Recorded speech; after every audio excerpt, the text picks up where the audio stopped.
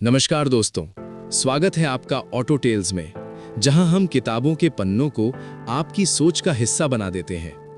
आज की तेज भागती दुनिया में हम रोज सैकड़ों लोगों से मिलते हैं, बात करते हैं, संबंध बनाते हैं, लेकिन क्या हम सच में लोगों को समझते हैं?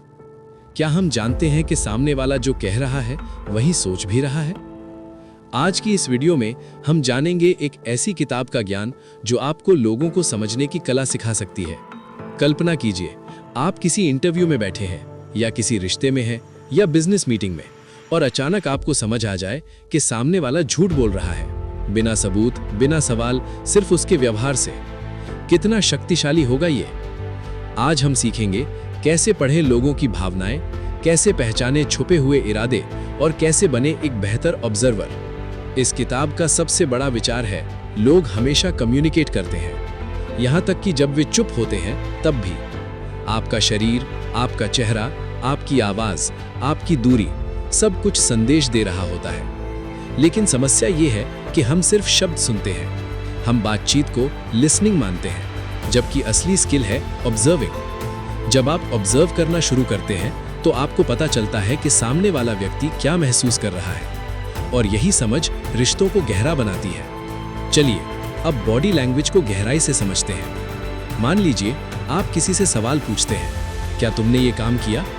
और वो व्यक्ति अचानक कुर्सी पर हिलने लगे, हाथों को छूने लगे, नजरें हटाने लगे या आवाज बदल जाए, तो ये सिर्फ हरकत नहीं है, ये अंदर के मानसिक तनाव का संकेत है। जब इंसान सच बोलता है तो उसका दिमाग आराम में होता है, लेकिन जब वो झूठ बोलता है तो उसे कहानी बनानी पड़ती है, याद रखनी पड़ती है और खुद को कंट्रोल करना पड़ता है। ये कॉग्निटिव लोड शरीर में दिखाई देता है। लेकिन यहाँ एक महत्वपूर्ण बात है, कोई एक संकेत झूठ का प्रमाण नहीं होता। सच्चाई हमेशा क्लस्टर्स में आती है। अगर कई संकेत एक साथ दिखें तभी संदेह मजबूत होता है। अब बात करते हैं माइक्रो एक्सप्रेशंस की। ये वो भाव हैं जो इंसान चाहकर भी कंट्रोल नहीं कर सकता, क्योंकि ये भाव सीधे हमारे लिम्बिक सिस्टम से आते हैं।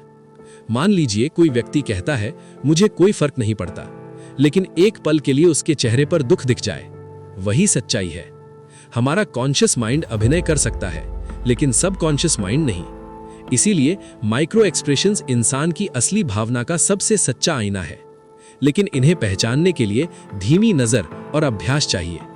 अब एक बहुत बड़ी गलती समझिए जो ज्यादातर लोग करते हैं, वे बिहेवियर को कॉन्टेक्स्ट से अलग देखकर निर्णय लेते हैं। कोई व्यक्ति आंखों में देखकर बात नहीं करता, हम सोचते हैं वो झूठा है, लेकिन शायद वो शर्मीला है या उसकी संस्कृति अलग है। इसीलिए बेसलाइन महत्वपूर्ण है। बेसलाइन मतलब जब व्यक्ति आराम में हो तब उसका व्यवहार कैसा है।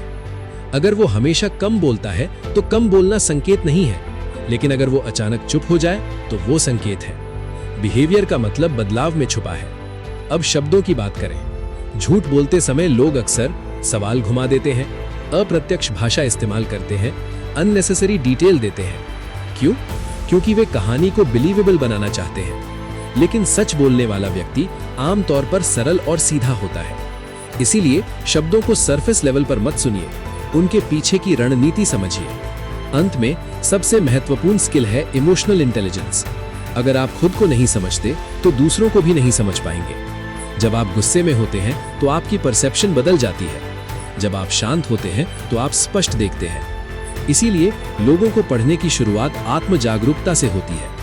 जो व्यक्ति खुद को समझता है वही दूसरों को समझ सकता है। तो दोस्तों, लोगों को पढ़ना कोई जादुई शक्ति नहीं है, ये ध्यान, अवलोकन और अभ्यास का परिणाम है।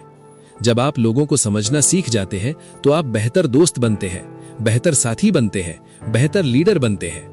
अगर आपको ऐसी ही गहरी किताबों का ज्ञान चाहिए तो ऑटो टेल्स को सब्सक्राइब जरूर करें। कमेंट में बताएं अगली कौन सी किताब का सार चाहिए, क्योंकि यहाँ हर कहानी आपको लोगों को नहीं, खुद को समझने में मदद करती है। मिलते हैं अगली वीडियो में।